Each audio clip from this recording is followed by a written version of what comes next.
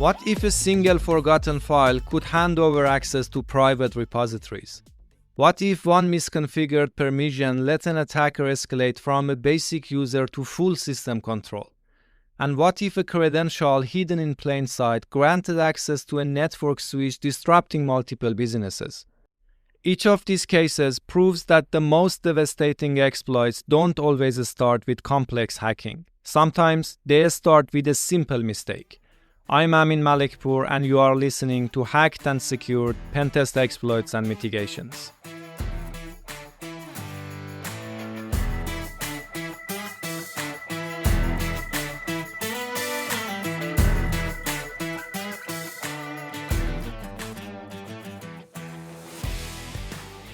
You're testing a packaged desktop application. You extract its contents, explore its structure, and then you see something strange. A forgotten environment file. At first, it seems harmless, probably just some leftover configuration from development. But then you open it, and sitting inside is an active GitHub access token. This wasn't just any token. This key had push and pull access to private repositories of a major company. That's exactly what Augusto Zanelato discovered on HackerOne. A critical security flaw that could have allowed an attacker to push malicious code into private repositories. Let's break it down. It all started when the researcher extracted the contents of a packaged application using a standard tooling. Inside the extracted files, they noticed an environment file typically used to store environment variables like API keys and authentication tokens. Initially, they ignored it. It looks like just another leftover configuration file.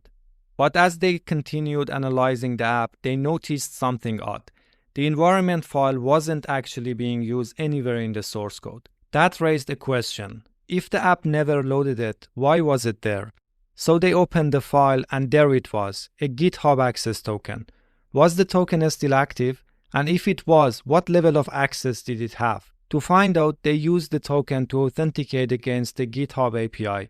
A simple request confirmed the token was valid. That was bad enough, but what came next made it much worse. They queried the API to check the token's access scope and quickly realized it wasn't just a random leaked credential. It was an active key linked to a major organization. They investigated further, testing the token's permissions. What they found was alarming. Read and write access to private repositories. Let's pause for a second. If you had this level of access, what would you do next? Would you try cloning repositories to see what's inside? Would you attempt to escalate privileges? Would you inject a backdoor into the codebase? Here's what could have happened. With push access, an attacker could have modified the organization's source code, inject backdoors, or introduce malicious dependencies. Any change they made could be distributed across production systems without immediate detection. With pull access, they could have cloned private repositories, gaining access to sensitive intellectual property, unreleased features, API keys, or additional credentials buried in the code. And worst of all, no one would have noticed until it was too late. The token had no extra verification requirements, so an attacker could have done all of this without ever needing a password or triggering an alert. This wasn't just an accidental leak. This was an open door to the company's entire development pipeline and a supply chain compromise waiting to happen. Could this attack still work today? If companies are enforcing strict secret management policies, no. But in real-world pen testing, we still find forgotten environment files, exposed credentials, and hard-coded secrets inside production builds. This is why pen testers need to test beyond traditional vulnerabilities. Secrets hidden in packaged files are an attack vector many companies overlook. Fellow developers, here's what should have been done to stop this from happening in the first place. The problem started with a simple mistake, a forgotten environment file left in production. But the real issue, it contained an active GitHub token. That should have never happened. Sensitive credentials should never be included in app files. And even if the token was leaked, it should have been time limited. This one had no expiration, making it a long-term risk. Short-lived access tokens reduce the damage if they ever get exposed. Then there is the scope of the token itself. This key had push access to private repositories, but why? Tokens should follow the principle of least privilege, and maybe this one could have been read-only. And finally, no one noticed the leak. There was no automated detection, no alerts. Every organization should scan repositories for exposed secrets before deployment. Tools like GitHub secret scanning, TruffleHog, or GitLeaks could have flagged this before it ever became an issue. These were all simple changes. Any one of them could have prevented this attack, but together, they would have made it nearly impossible. And fellow pentesters, here's how you can find similar issues. Always analyze extracted application files and look for forgotten development artifacts. Logs, backup files, and staging configurations often contain secrets that should never be in production. Enumerate API keys and test their scope. Also think beyond access and consider supply chain impact. If a leaked token allows modifying production code, the risk isn't just data theft. It's an entire supply chain compromise. This finding once again proved that sometimes the most critical security risks don't come from sophisticated exploits. They come from simple mistakes left behind in production.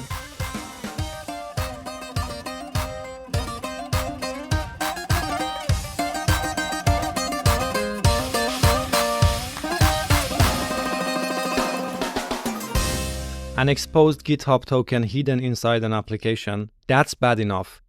But what if I told you the next attack didn't just expose credentials? It turned a simple misconfiguration into complete system takeover. No 0 days, no malware, just one overlooked permission that let an attacker go from low-privileged access to anti-authority system. Let's break it down.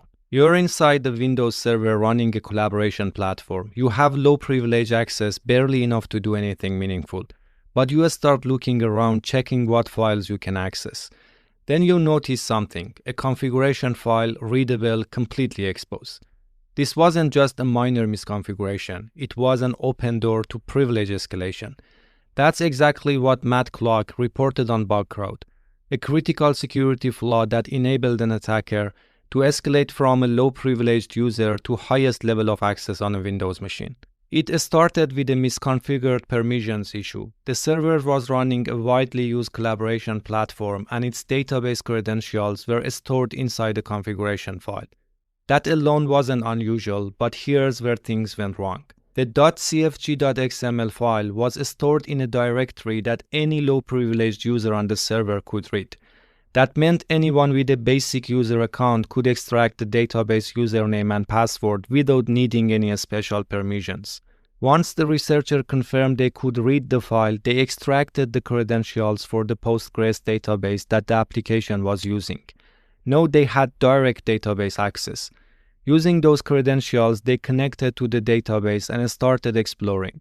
Soon they found what they were looking for, the user table containing all stored accounts. And then an opportunity appeared. Passwords were hashed, but the researcher had a thought. What if instead of cracking a password, they could simply add their own account? They decided to try it, creating a new admin user named BugCrowd and setting its hashed password to a value they controlled. It worked, and the system recognized their fake user as a legitimate admin. With this, they logged into the platform's web interface. No hacking tools, no brute force. Just a clean admin login with the credentials they had set. But they weren't stopping there. There was one more goal: full system control. Let's pause for a second. At this point, you have gone from low-privileged user to application administrator by inserting your own account into the database. What's your next move? Would you stay low profile and exfiltrate data? Would you look for remote command execution? Would you try escalating even further to gain system-wide control? Here's what the attacker did. With administrator access to the platform, they now had a powerful advantage: the capability to execute code directly within the system. They explored the platform's administrative tools and found something useful: a built-in scripting plugin that allowed administrators to run scripts inside the application. Using this feature, they crafted a script that spawned a reverse shell, creating a direct connection between their machine and the compromised server. The moment the shell connected back, they ran a quick check on their privileges, and that's when they saw it. Among the listed permissions was SE impersonate privilege, a Windows privilege that under the right conditions allows a user to impersonate higher privileged accounts. This was their next escalation path. To take their access even further, they needed a way to elevate privileges from administrator to full system control. That's when they turned to Print-a-Spoofer, a well-known Windows privilege escalation technique. This method exploits the Print-a-Spooler service, a built-in Windows process responsible for handling print jobs. Normally, this service runs with system-level privileges, the highest level of access on a Windows machine. By manipulating how Windows handles authentication tokens, they trick the system into executing their code with system-level rights, and just like that, they had full control. The system now recognized them as anti-authority system, giving them unrestricted access to everything. At this point, nothing was off limits. They could modify system files, extract sensitive data, install persistent backdoors, or pivot deeper into the network. What began as a misconfigured file had now led to complete system takeover. Here's how the attacker saw it. This is the mindset you need when testing for security flaws. First, they looked for misconfigured file permissions. That was the opportunity. Next, they extracted database credentials from an unprotected configuration file. That was the weakness. Then, they used those credentials to insert a new admin account. That was the exploit. Finally, they leveraged a non-privilege escalation technique, escalating their access to anti-authority system. That was full compromise. This is exactly how you should think in every test. Before we go over the correct fix, let's put yourself in a system administrator's shoes. You are responsible for securing this platform. How would you prevent this from happening? Would you enforce a stricter file permissions? Would you encrypt stored credentials? Would you restrict privilege escalation techniques? Here's what should have been done to prevent this attack. It started with a simple misconfiguration, but the impact was massive. The first mistake: the database credentials were hard-coded in a configuration file. Storing sensitive credentials in plain text, even with restricted access, is a bad security practice. Credentials should be stored in a secure vault with strict access controls, never inside application config files. But even if the credentials were exposed, they shouldn't have been reusable. A properly secured system would enforce multi-factor authentication and IP-based restriction to prevent unauthorized database access. And even if the attacker got into the database, they shouldn't have been able to create a new admin account. User creation should have required additional authentication, MFA, or an approval process. Finally, the privilege escalation path should have been locked down. The system had SE impersonate privilege enabled, which allowed the attacker to escalate to anti-authority system. Hardening Windows privilege settings, restricting token manipulation, and disabling unnecessary services would have stopped them in their tracks. Any one of these defenses could have slowed down the attack. Together, the compromise wouldn't have been possible. And here's how pentesters can find similar issues. Check for misconfigured file permissions and hard-coded credentials inside application files. Configuration files, logs, and leftover development artifacts often expose database passwords, API keys, or admin credentials that attackers can exploit. Identify privilege escalation opportunities. If a system grants SE impersonate privilege to a service or a user, there is a strong chance it can be leveraged to gain system-level access. Abuse built-in scripting or administrative tools. Many enterprise applications include script execution features. If an admin can run custom scripts, attackers can too. These features are often overlooked but can provide a direct path to remote code execution. This remarkable finding demonstrates how a single misconfiguration in the wrong place can lead to a full system compromise.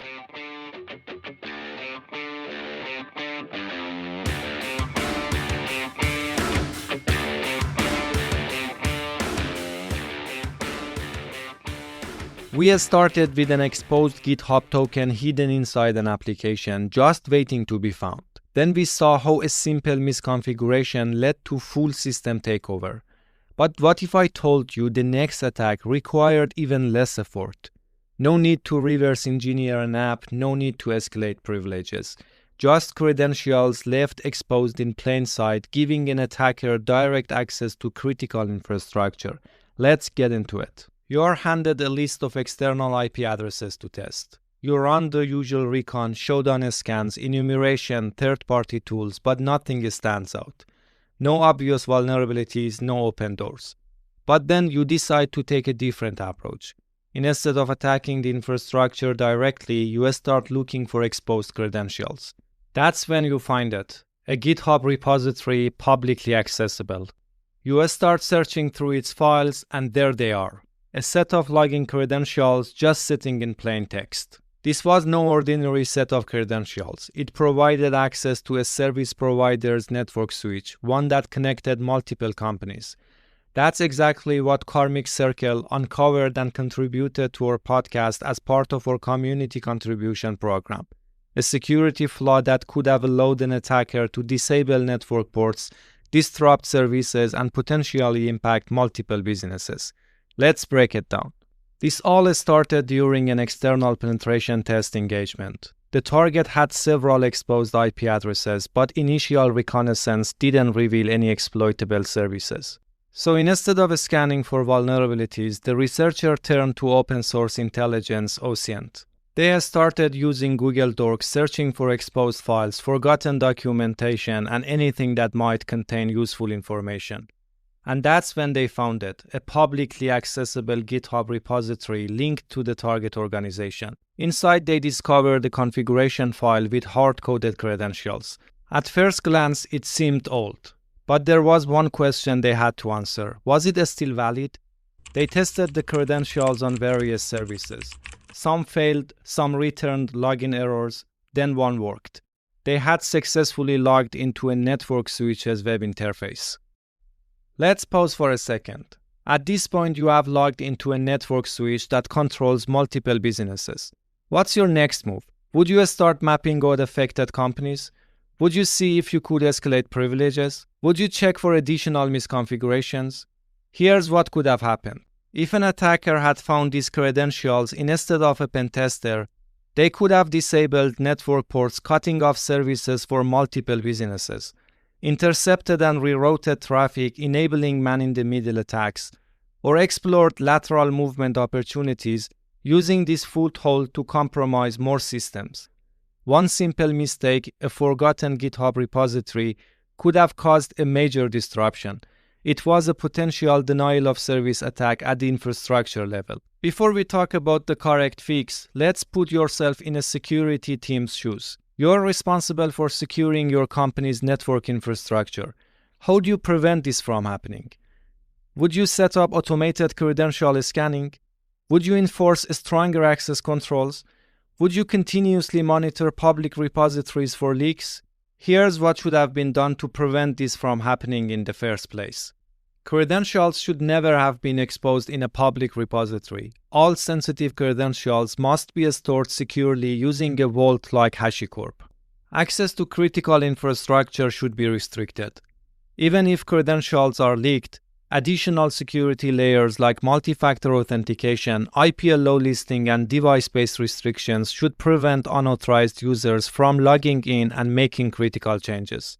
Public repositories should be frequently audited. Security teams should monitor GitHub and other code repositories to detect accidental leaks before attackers find them. And fellow pentesters, here's how you can find vulnerabilities like this in your own tests. Use open source intelligence techniques to find exposed credentials. GitHub, GitLab, Pastebin, and public issue trackers often contain leaked secrets. Test whether leaked credentials are still valid. Many organizations don't rotate credentials frequently, meaning even old leaks can still be exploitable. Check what services the credentials unlock. A leaked password might not seem dangerous until it grants access to network infrastructure, admin panels, or cloud environments. Karmic Circle, thank you for sharing this finding with us. To everyone submitting discoveries, your contributions make this podcast stronger. We appreciate every report, every creative exploit, and every overlooked misconfiguration you send our way. If you have uncovered something interesting, send it in. We are always looking to feature great findings from the community. No need to format it as a story. Just provide as much detail as possible while respecting client privacy. You don't have to write it perfectly. Just tell us what happened and our team will craft it into a compelling episode. You will find the Google form link in the description.